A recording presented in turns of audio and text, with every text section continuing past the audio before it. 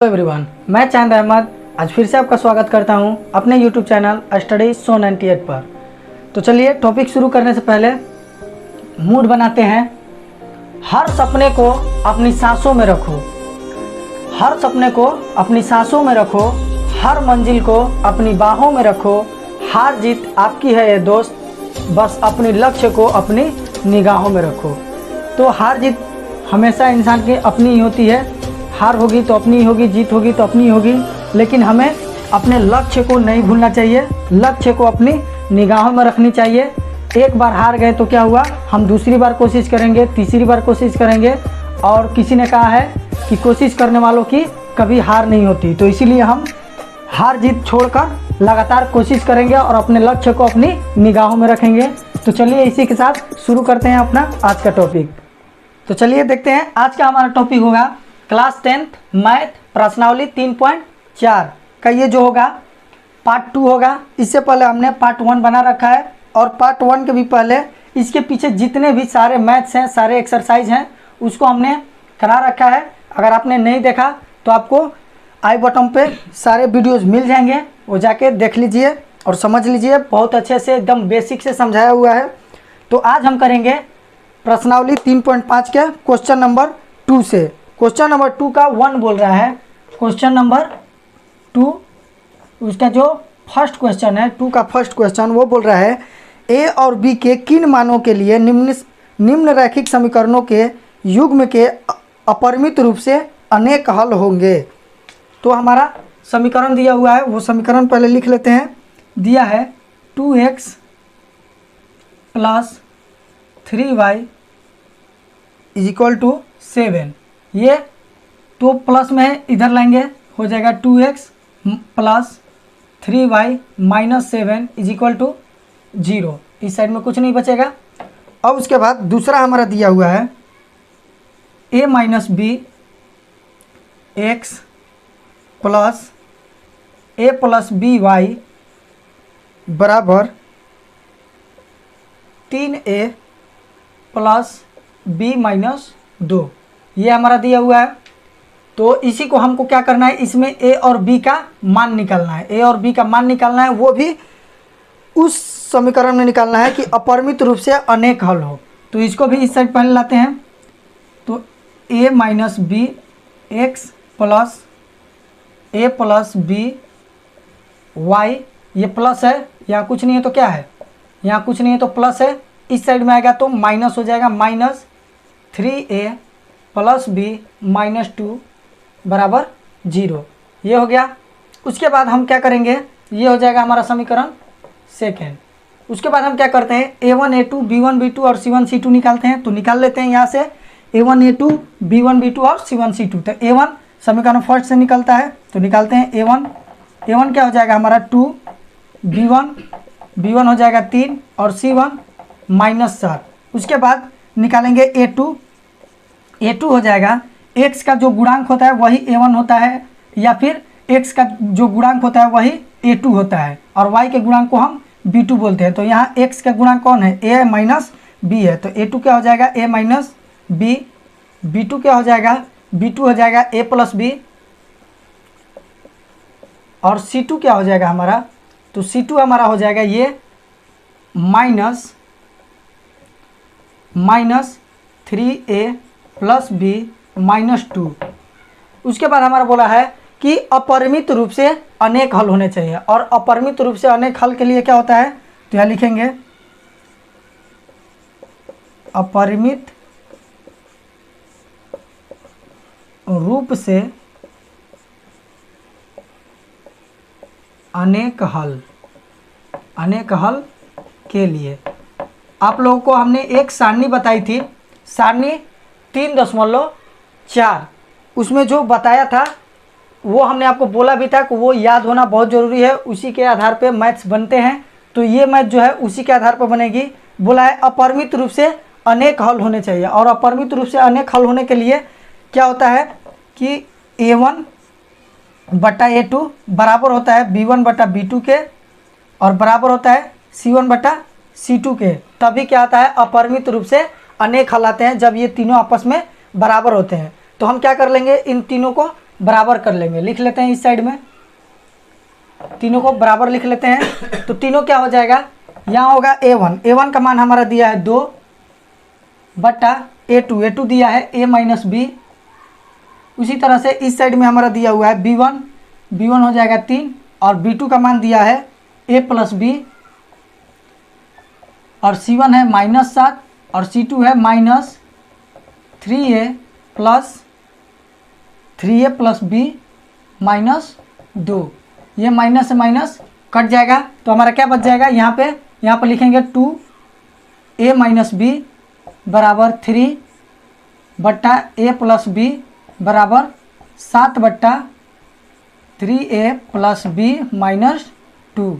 अब इसके बाद हम क्या करेंगे, इन दोनों को, ये इसके बराबर भी है और इसके बराबर भी है, मतलब तीनों आपस में एक दूसरे के बराबर हैं, तो किसी दो को बराबर करके हम A और B, क्योंकि हमें दो अंकों का मान निकालना है, A का भी और B का भी, तो दो युग्मों का मान निकालने के लिए कम से कम हमारे पास दो समीकरण होने चाहिए। तो हम एक बार इसको इससे बराबर कर देते हैं और एक बार इसको इससे बराबर कर देते हैं। तो चलिए कर लेते हैं। यहाँ पे पहले लिखेंगे क्या, यदि 2A माइनस बी बराबर हो 3 बट्टा A प्लस बी के, ठीक है। उसके बाद हम क्या करेंगे, तिरछा तिरछी मल्टीप्लाई कर लेंगे, गुना कर लेंगे। तो 3 में A से गुना करेंगे तो हो जाएगा 3A माइनस 3B। उसी तरह से इस साइड में गुना करेंगे तो हो जाएगा 2A प्लस 2B। अब दोनों प्लस में है, इधर लाएंगे तो ये हो जाएगा 3A माइनस 3B प्लस है तो -2A, ये भी प्लस है तो -2B बराबर, इधर क्या बच जाएगा, 0 बच जाएगा। उसके बाद 3A में से 2A घटाना है तो घटाएंगे तो बच जाएगा A, और यहाँ 3A माइनस में, 3B माइनस में है और 2B यहाँ पे माइनस में है, तो माइनस माइनस प्लस होता है और जो चिन्ह बड़ा होता है उसको लगाते हैं। तो 3 2 5B हो गया बराबर 0। ये हमारा समीकरण मान लेंगे समीकरण थर्ड मान लेंगे इसको। तो चलिए, जगह तो है नहीं, इस साइड को क्लियर करते हैं।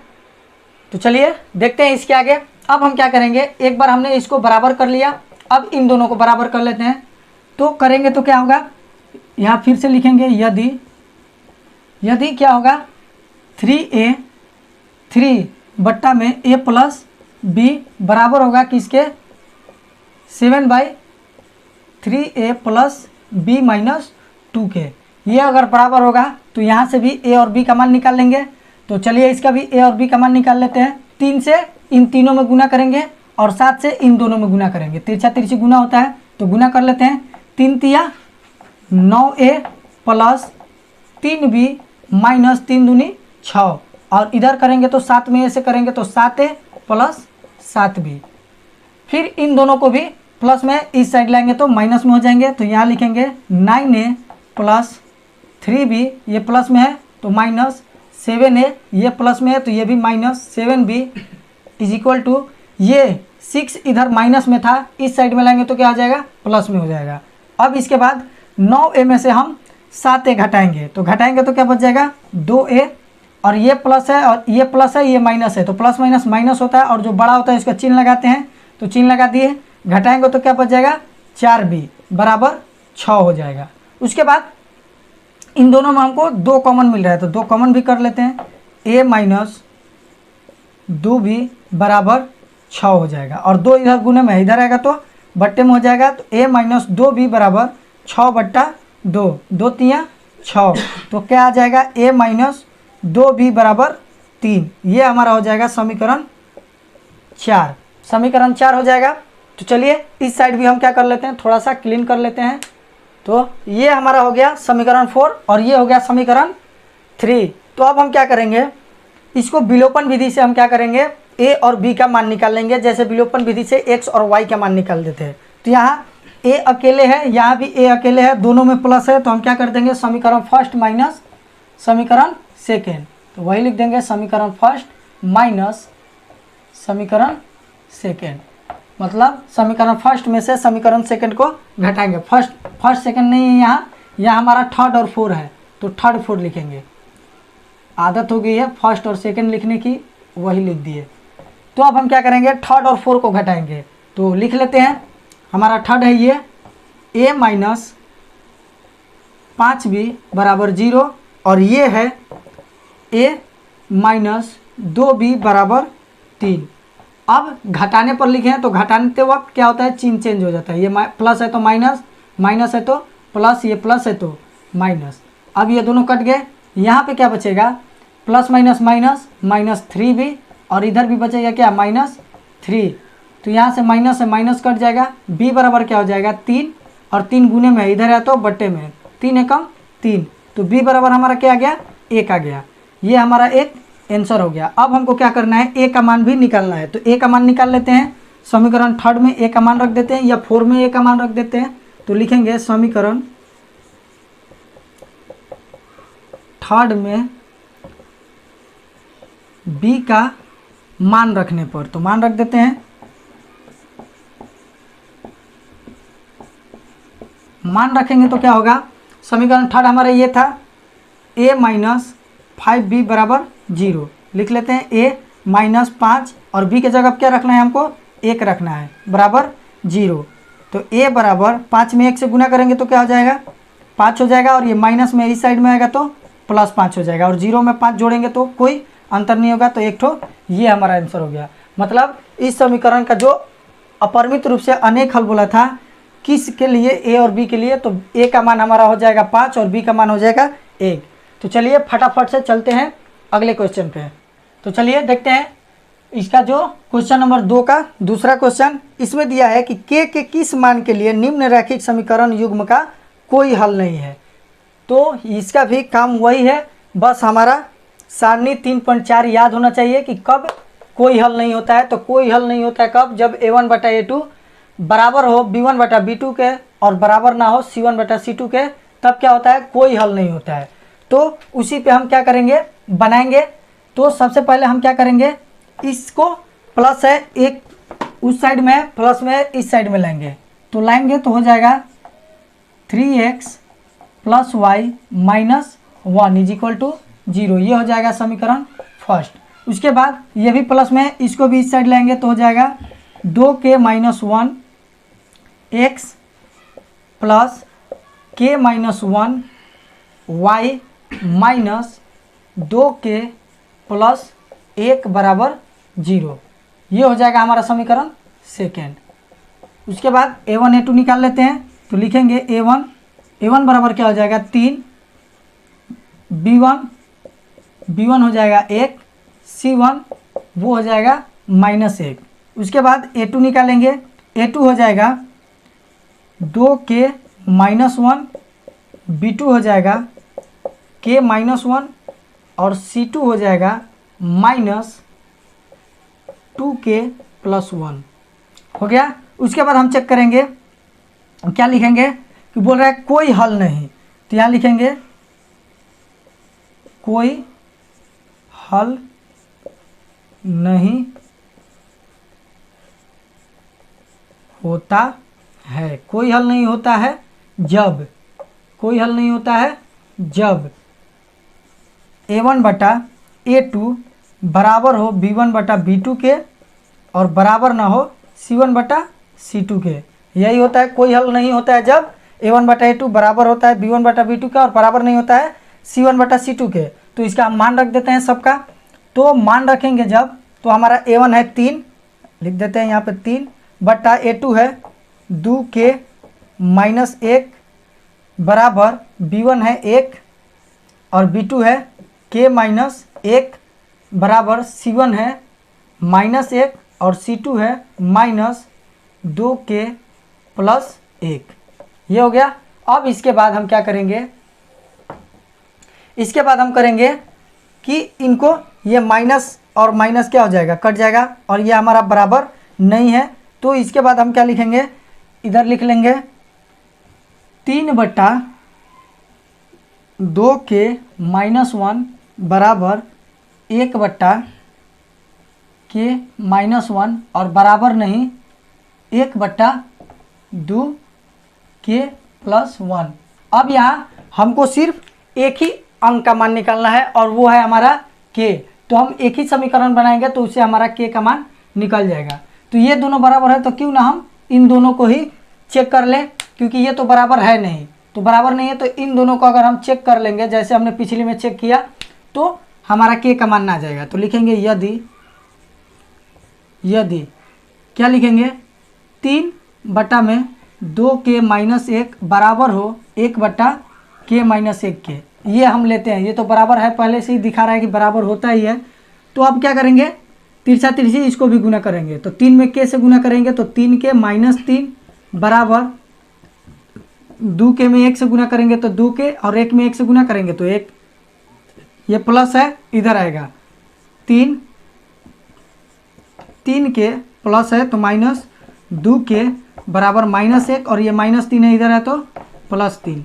ये हो जाएगा k और ये हो जाएगा क्या 2। ये हो जाएगा हमारा k बराबर आंसर, क्योंकि हमारा k का मान ही निकालना था और हमने k का मान निकाल लिया है। अगर k का मान 2 रखेंगे वहाँ पे तो क्या हो जाएगा, कोई हल नहीं होगा। तो चलिए इसी के साथ चलते हैं अगले क्वेश्चन पे। तो चलिए देखते हैं क्वेश्चन नंबर 3। क्वेश्चन नंबर 3 में हमारा दिया हुआ है निम्न रैखिक समीकरण के युग्म को प्रतिस्थापन एवं वज्र गुणन विधियों से हल कीजिए। किस विधि को आप अधिक उपयुक्त मानते हैं, ये आपको बताना है कि आपको कौन सी विधि अच्छी लगी। लिखते हैं, दिया हुआ है समीकरण हमारा 8x + 5y बराबर 9। ये हमारा हो जाएगा समीकरण फर्स्ट। और दूसरा दिया है 3x + 2y बराबर 4। ये हमारा हो जाएगा दूसरा समीकरण। तो चलिए इसको हम क्या करते हैं, सबसे पहले प्रतिस्थापन विधि से ही बना लेते हैं। तो आप लोग ऊपर लिख लीजिए प्रतिस्थापन विधि। प्रतिस्थापन विधि से बनाएंगे तो यहाँ लिखेंगे क्या, समीकरण फर्स्ट से। अब समीकरण फर्स्ट हमारा क्या होगा कि ये प्लस में इधर भेजेंगे तो माइनस में हो जाएगा। तो 8x बराबर 9 माइनस 5y हो जाएगा और x बराबर क्या हो जाएगा 9 माइनस 5y बट्टे 8 गुना में, तो बट्टा में आ जाएगा। ये हमारा हो जाएगा समीकरण थर्ड। अब क्या करते हैं, इसके बाद आप लोग को तो अच्छी तरह से पता है कि इस x का मान हम समीकरण सेकंड में रख देते हैं। तो यहाँ लिखेंगे समीकरण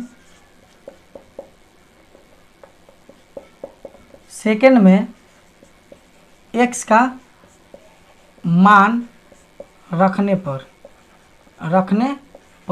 मान रख लेते हैं।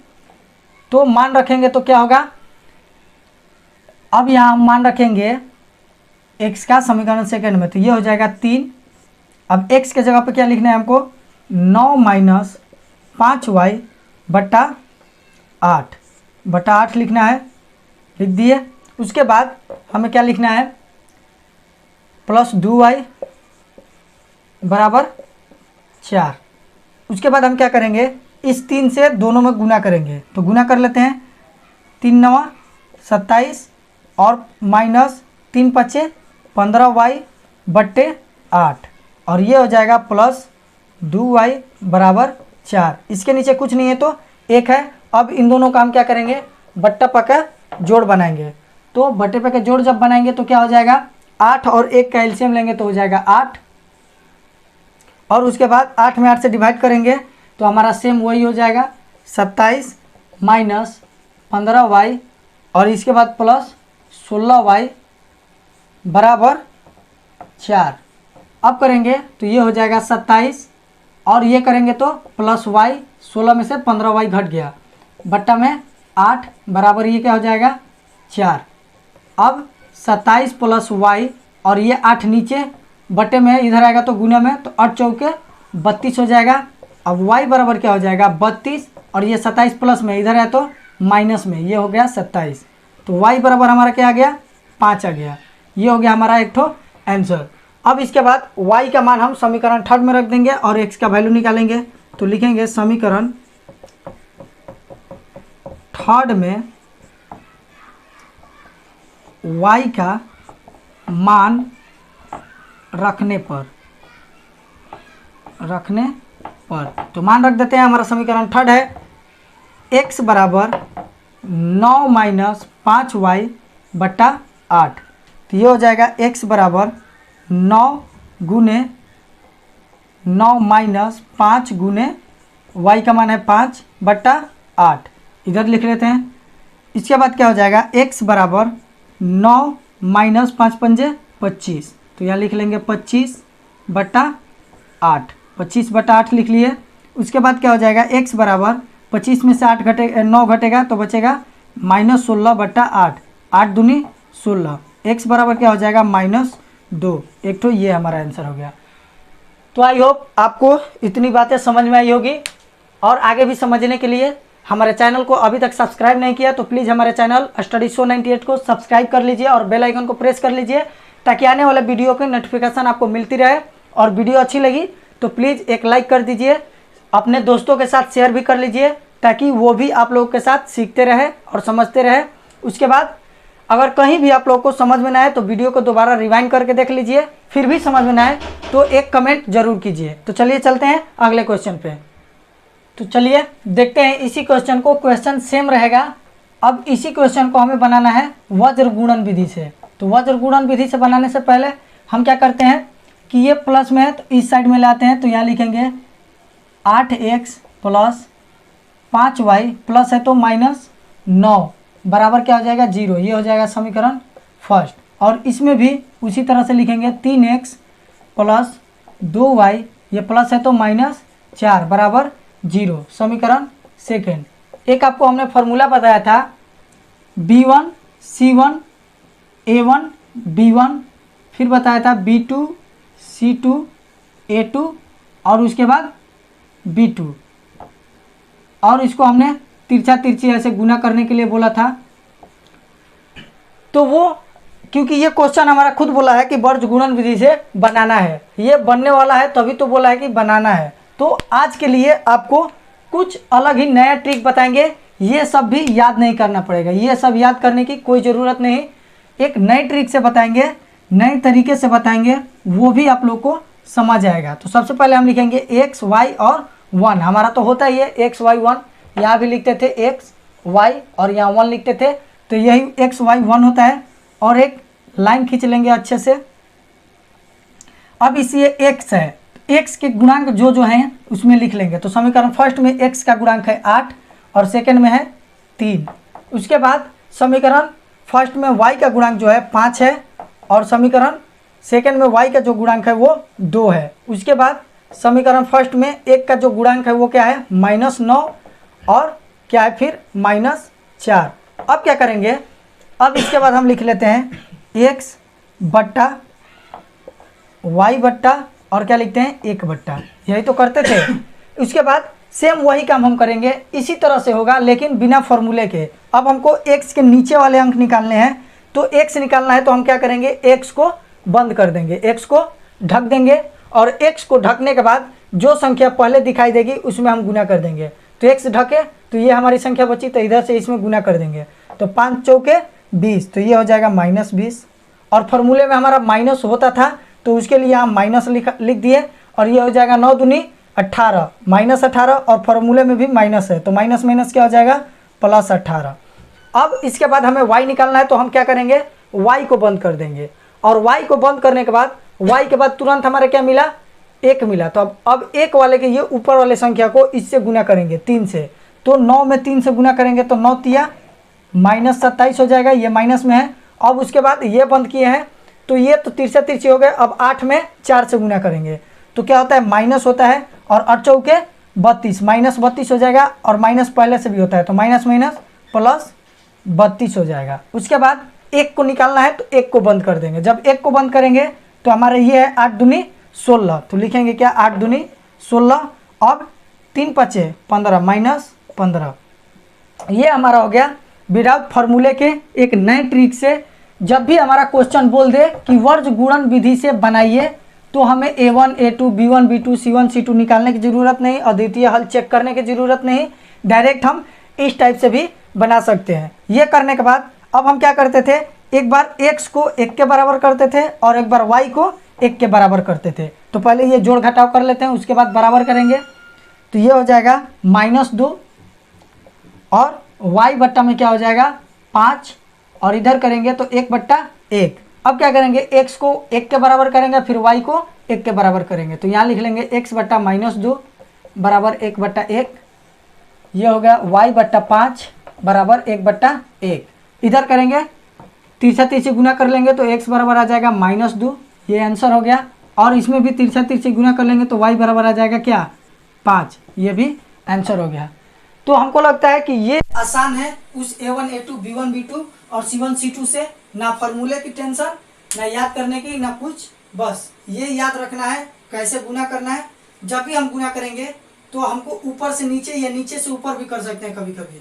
क्यों, जब x बंद करेंगे तो सबसे पहले x के बाद क्या आएगा y, तो y के ऊपर वाले से 4 में गुना करेंगे। उसी तरह से जब y बंद करेंगे तो y के बाद क्या आता है 1, यहाँ ऐसे नहीं गुना करेंगे कि 8 में 4 से गुना कर दे ऊपर वाले से, नहीं, इस साइड के ऊपर से इसमें पहले गुना करेंगे, क्योंकि y के बाद 1 आता है, तो y के बाद 1 में 3 से पहले गुना करेंगे, फिर उसके बाद इसमें गुना करेंगे।